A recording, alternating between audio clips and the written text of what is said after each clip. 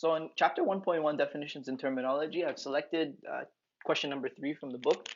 It's t to the power of 5 times y to some fourth derivative minus t to the power of 3 times y to the second derivative plus 6 times y equals 0. So the question is asking us to determine the order of the equation in addition to whether or not this equation is linear. So first things first, let's check out what the order would be.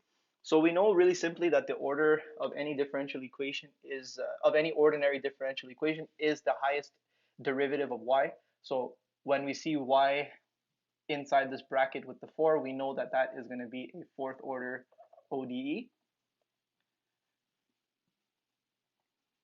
And we also want to determine whether or not this equation is linear.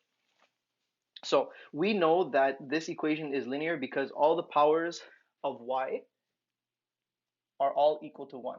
I'm not talking about the derivatives here. I'm talking about the powers of y themselves.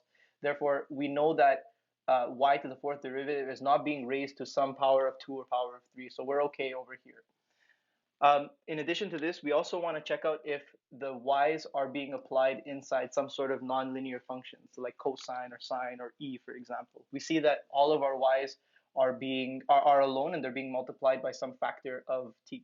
The other thing we want to check out is that are my y's being multiplied by either constants or a single type of variable?